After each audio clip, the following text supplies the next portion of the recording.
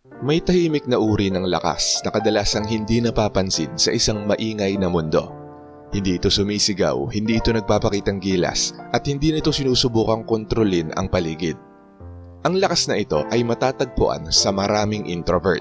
Mga taong imbis na agad mag-react ay malalim munang nagpoproseso at sadyang pinipili ang kanilang tugon. Isa sa mga pinakamadalas hindi maintindihan tungkol sa pagiging introvert ay kung paano nila hinaharap ang mga taong mahirap pakisamahan. Lalo na ang mga taong astang maton, mahilig magpasikat o sinusubukang mangibabaw sa pamamagitan ng ingay, ego o pananakot. Sa panlabas, maaaring mukhang iniiwasan lang ng mga introvert ang komprontasyon.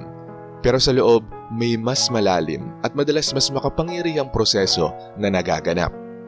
Tara, tuklasin natin kung paano ito hinaharap ng mga introvert, lalo na ang mga may kamalayang espiritual o nakatuon sa panloob na paglago. Number 1, hindi nila tinitignan ng ingay bilang lakas. Kapag ang isang tao ay maingay, mayabang o laging may gustong patunayan, maraming tao ang nag-aakalang yun ay kumpiyansa o lakas. Pero ang mga introvert ay mas mabilis makakita sa likod nito. Ang mga introvert na may espiritual na kamalayan ay kadalasang nauunawaan na ang sobrang pagpapakitang gilas ay isang paraan ng pagtakip sa kakulangan. Maaaring galing ito sa mga insecurities, takot na hindi mapansin, o matinding pangangailangan ng pagkilala. Kaya sa halip na matakot, nagmamasid ang mga introvert. Tahimik nilang tinatanong ang sarili, ano ba talaga ang gustong patunayan ng taong ito at bakit? Dahil dito nawawala ang bigat ng emosyon. Sa halip na mag-react sa surface behavior, nakikita nila ang pinagmumulan ng asal. At kapag nauunawaan mo ang ugat, nawawala ang kapangyarihan ng pagpapakitang gilas. Number 2, pinipili nila ang pagtitipid ng enerhiya kaysa sa labanan ng mga ego. Natural na mapili ang mga introvert sa paggamit ng kanilang enerhiya. Ang pakikisalamuha, lalo na kung puno ng tensyon o komprontasyon, ay nakakapagod para sa kanila. Dahil dito nagkakaroon sila ng parang panloob na filter. Kapag may taong umastang maton o nang uudyok ng reaksyon, ang unang instinct ng mga introvert ay hindi agad pumatol, kundi suriin muna. Sulit ba ito sa enerhiya ko? Sa pananaw na espiritual, mas nagiging malinaw ito. Maraming introvert ang naniniwala na kung saan mo ibinibigay ang atensyon mo, dun mo rin ibinubuhos ang iyong energy. Ang pakikipagtalo sa mga walang kabuluhan o pakikipaglaban ng ego ay isang pagkalugi, hindi panalo. Kaya imbes na patunayan ng sarili, pinipili nilang umatras. Hindi dahil mahina sila, ngunit dahil malinaw ang kanilang pag-iisip. Number 3, isinasabuhay nila ang detachment, hindi pagsupil ng damdamin. Mahalagang maunawaan na hindi manhid ang mga introvert. Sa katunayan, madalas ay mas malalim pa nga ang kanilang nararamdaman. Ngunit imbes na mag-react agad, pinoproseso muna nila ito sa loob. Kapag naharap sa kayabangan o aggression, ang isang introvert na may matibay na panloob na pundasyon ay nagsasagawa ng detachment. Ang detachment ay hindi pag-iwas o pagtatago ng emosyon. Ito ay ang kakayahang magmasid ng hindi nalulunod sa nararamdaman. Maaaring isipin nilang hindi tungkol sa akin ang pag-asal na ito. Sa simpleng pag-unawang yon, nagkakaroon sila ng espasyo. Naiiwasan nilang gawing personal ang mga sitwasyon at nabibigyan sila ng kakayahang tumugon o hindi tumugon mula sa kalmadong isipan, hindi sa bugso ng damdamin. Number 4, ang katahimikan ay nagiging kasangkapan, hindi kahinaan. Sa maraming kultura, ang katahimikan ay madalas na hindi nauunawaan. Iniisip itong awkward, passive o kahit mahina. Pero para sa mga introvert, ang katahimikan ay maaaring sinadya at may layunin. Kapag may taong nagpipilit magpasikat o mangibabaw sa usapan, ang katahimikan ay pwedeng makasira sa ganitong dinamika. Hindi nito pinapakain ang performance ng tao. Sa pananaw na espiritual, ang katahimikan ay isang uri ng kontrol. Ipinapakita nito ang panloob na katatagan. Para bang sinasabing, hindi ko kailangang patunayan ang sarili ko sa iyo. At ang interesting pa, ang katahimikan ay mas naglalantad sa tunay na ugali ng ibang tao. Kapag walang reaksyon o audience, mas nakikita ang mga pasikat kung ano talaga sila. Minsan, nagiging hindi sila komportable sa sarili nilang kilos. Number 5, hinahayaan nilang lumabas ang totoong ugali ng tao sa paglipas ng panahon. Natural sa mga introvert ang magmasid. Hindi sila agad humahatol pero matalas silang tumingin sa mga pattern ng pag-uugali. Imbis na agad kumprontahin ng isang tao, hinahayaan nilang lumabas sa mga kilos nito sa paglipas ng panahon. Kadalasan ng mga taong mahilig magpanggap na matapang o magmayabang ay unti-unting nagpapakita rin ng inconsistency, insecurity, o kontradiksyon. Ang mga introvert na may espiritual na pananaw ay nagtitiwala sa prosesong ito. Naiintindihan nila na ang katotohanan ay hindi kailangang pilitin. Ito ay kusang lumalabas.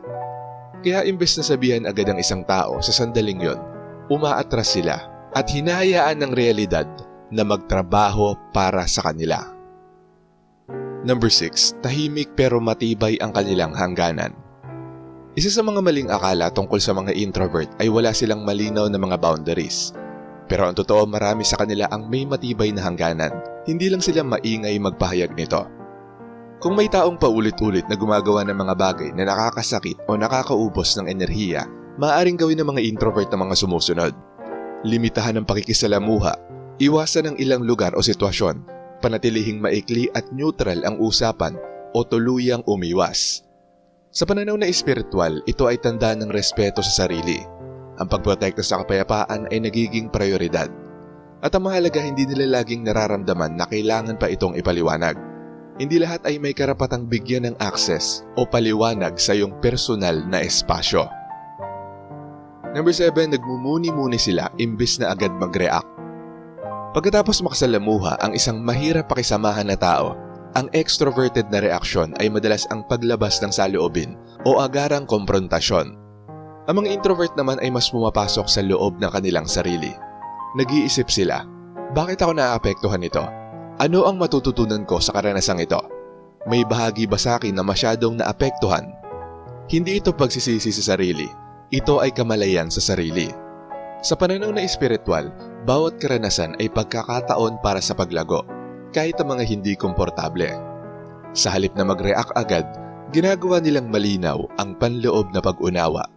Mula sa panlabas na tensyon, hinuhubog nila ito tungo sa panloob na linaw. At number 8, hindi sila nakikipagkumpetensya para sa atensyon. Ang mga taong mahilig magpasikat o umaastang maton ay madalas umaasa sa atensyon. Ito ang kanilang fuel. Sa kabilang banda, ang mga introvert ay hindi gaanong humuhugot ng motibasyon mula sa panlabas na pagpapatunay. Marami sa kanila ang mas nakakaramdam ng kasiyahan sa lalim kaysa sa pagkilala. Dito nagiging kawili-wili ang dinamika.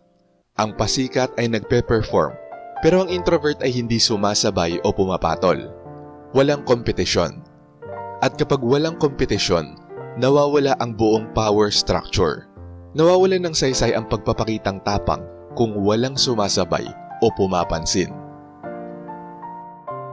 Hindi hinaharap ng mga introvert ang mga mahihirap pakisamahan na tao sa pamamagitan ng pagdaig o pakikipagsabayan. Hinaharap nila ito sa pamamagitan ng pag-unawa, pagmamasid at maingat na pagpili ng mga tugon. Ang mukhang katahimikan ay madalas na pagpipigil. Ang mukhang pag-iwas ay madalas na karunungan. Ang mukhang pagiging tahimik ay madalas na kontrol. Sa mundong mahilig sa ingay, may kakaibang lakas ang mga taong hindi kailangang magsalita ng malakas para manatiling matatag. Hindi nila pinapalaki ang bawat laban, hindi nila pinapatulan ang bawat pangaasar, at hindi nila sinusukat ang sarili nila sa mga taong patuloy pang nagpapatunay ng kanilang halaga. Sa halip, iba ang kanilang paggalaw. Ginagabayan hindi ng ego, kundi ng kamalayan. At sa bandang huli, ang tahimik ngunit matatag na pamamaraang ito ay hindi lang nagpoprotekta sa kanilang kapayapaan. Ito ang bumubuo nito. Shoutout sa mga nanood ng Introvert Habits na naglalagay sa'yo sa peligro. Shoutout kay Secret Spy. Sabi niya, ang ganda po ng bago niyong content, Sir AP. Bilang introvert, mas pinili kong maging tahimik, lalo na kapag pinapagalitan at inaakusahan. Sabi naman ni Marie the Lightworker, hello po Sir AP. Isang magandang episode na naman. Bilang introvert, flexible ako, depende sa sitwasyon. Hindi sa lahat ng panahon hindi ako nagre-react. May mga panahon din na kapag ang isang tao ay umaabuso na din, dinidirekta kong pinagsasabihan. Minsan nagugulat din ako na nagawa ko palang sabihin ng mga salitang tagos sa buto. Tingin kasi nila kapag tahimik ang isang tao, mahina, duwag, di kayang lumaban. Ngunit kung sa tingin ko hindi naman worth it ang taong yon, iiwas na lang ako at never makikiharap pang muli. Salamat po Sir AP, more power sa channel nyo at God bless always. At ayon naman kay Arkitakot, hindi naman lahat ng introvert habits delikado, pero totoo na may mga sitwasyon na pwedeng maging risk kung sobra na, like sobrang pag-iwas sa tao kahit kailangan humingi ng tulong o hindi pagsasalita kapag may mali na nangyayari. Balance lang talaga. Okay maging tahimik at reserve, pero importante rin na marunong mag-set ng boundaries at magsalita kapag kailangan para sa sariling safety.